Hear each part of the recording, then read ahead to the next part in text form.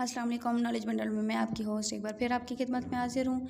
इस वीडियो की जाने बढ़ने से पहले मेरे नए आने वाले व्यूज़ से रिक्वेस्ट है कि मेरे चैनल को सब्सक्राइब करके बेल आइकन को दबा दें ताकि मेरी नई आने वाली वीडियो का नोटिफिकेशन आपको बर वक्त मिले। भेड़िए का बच्चा भेड़िया ही होता है। अरब के चोरों के एक गिरोह ने किसी पहाड़ी की चोटी पर कब्जा कर लिया।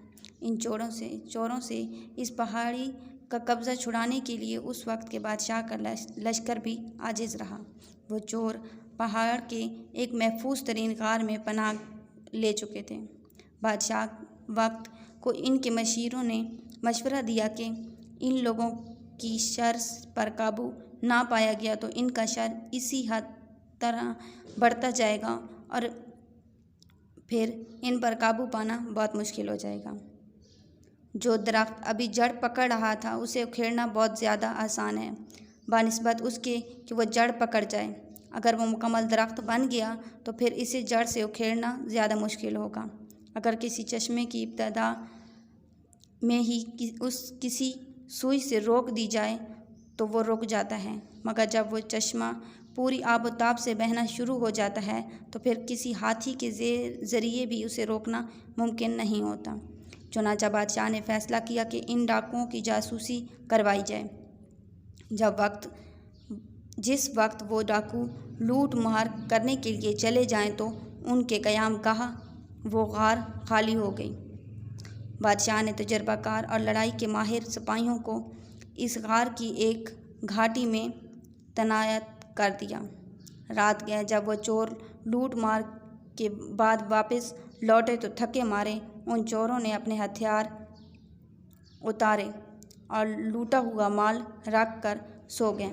रात का एक हिस्सा गुजर जाने के बाद इन सिपाहियों ने उन चोरों को सोते में काबू कर लिया और इनके हाथ बांध दिए। सुबह के वक्त उन्हें बादशाह के दरबार में पेश किया गया। अवामुन्नास जानते थे कि अभी इन सब चोरों की गर्दनें उड़ा दी जाएंगी। इन चोरों में एक खूबसूरत जवान भी था जिसकी अभी दाढ़ी निकल रही थी। एक वज़ीर उस नौजवान पर तरस आ गया। उसने बादशाह के तख्त को बौसा दिया और उस जवान की सिफारिश की कि अभी इसने जवानी का मज़ा भी नहीं चखा। मैं आपके उम्दा अखलाक से उम्मीद करता हूँ कि मेरी इस जवान के हक़ में सिफारिश को कबूल किया जाए और इसे माफ़ कर दिया जाए। ये आपका मेरे ऊपर एहसान होगा कि इस जवान को माफ़ कर दिया जाए। बादशाह ने जब वज़ीर की बात सुनी तो जलाल में आ गया और ये इस मिजाज के ख़िलाफ़ था कि जिसकी हकीकत बुरी और हो वो नेकियों के साए में भी सही नहीं रह सकता और नाअहल की तरबियत करना ऐसे ही है जैसे गुंबद पर अखरोट रखना। बादशाह ने कहा कि इन चोरों को जड़ से काट देना ही बेहतर है, क्योंकि आग बुझाने के बाद एक चिंगारी को छोड़ देना या सांप को मार कर उसके बच्चे की परवरिश करना अक्लमंदी की दलील नहीं। अगर बादल से आब हयात भी बरसे तो तब भी बेत की शाख से फल हासिल नहीं होता और कमीने के साथ वक्त ज़ाया करना अक्लमंदी नहीं, क्योंकि बोरिए की नरकल से शक्कर नहीं मलाई करती।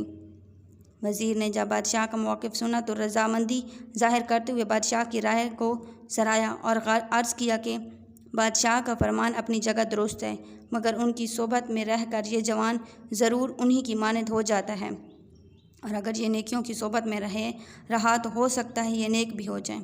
उन चोरों की सोबत में अभी उसके दिल में जड़ नहीं पकड़ी। हदीस के अल्फाज भी हैं कि हर बच्चा फितरत इस्लाम पर पैदा होता है और फिर उसके वालिदैन उसे यहूदी, ईसाई या मजूसी बना देते हैं। हज़रत नूह का बेटा बुरों की सोबत में रहा, इसीलिए ख़ानदान नबूवत से उसका ताल्लुक़ टूट गया। वज़ीर की दलाइल सुनकर दरबार में मौजूद कुछ लोग इसकी राय को तरजीह देने लगे। चुनांचा न चाहते हुए भी बादशाह ने उस नौजवान को माफ़ कर दिया।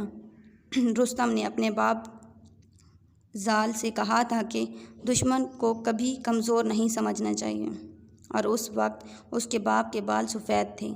हमने मुतअद्दिद मरतबा देखा कि छोटा पानी का चश्मा जब फैल जाता है तो फिर पूरे ऊँट को उसके बोझ समेत बहा ले जाता है। अलर्ज़ इस नौजवान की तरबियत नहायत नाज व नाम से हुई। उसे पढ़ाया लिखाया गया और उसकी तरबियत के लिए एक उस्ताद मुकर्रर किया गया जो उसे आदाब और बादशाह के हजूर बैठने का सलीका सिखाता था। फिर उस नौजवान की तारीफ़ ہر کوئی کرنے لگا۔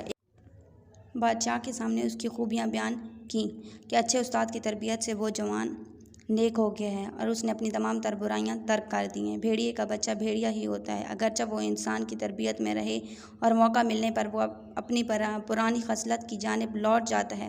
وہ جوان بھی 2 سال کی تربیت اور محنت کے باوجود علاقے کے بدماش نوجوانوں کے ساتھ اٹھنے بیٹھنے لگا اور اس کی ان کے ساتھ دوستی ہو گئی۔ ایک دن انہوں نے مل کر وزیر اور اس کے دونوں بیٹوں کو قتل کا منصوبہ بنایا اور وزیر اور اس کے بیٹوں کو قتل کرنے کے بعد اس کا مال لے کر بھاگ گئے۔ اس جوان نے اپنے ساتھیوں کی رہنمائی اس پہاڑی غار کی جانب کی۔ وہ پناہ گزیر تھے اور پکڑے گئے تھے۔ اب وہ اپنے ان نئے دوستوں کے ہمراہ لوٹ مار کرنے لگا اور اس نے بغاوت کر دی۔ بادشاہ کو جب اس نوجوان کی اس حرکت کے متعلق معلوم ہوا تو اس نے افسوس کا اظہار کیا اور اپنی انگلیوں کو دانتوں میں دباتے ہوئے اشعار پڑھے جن کا ترجمہ یہ ہے: گھٹیا اور زنگ آلود لوہے سے کبھی اچھی تلوار نہیں بن سکتی اور پڑھنے لکھنے سے کوئی لائق یا نالائق نہیں بن جاتا۔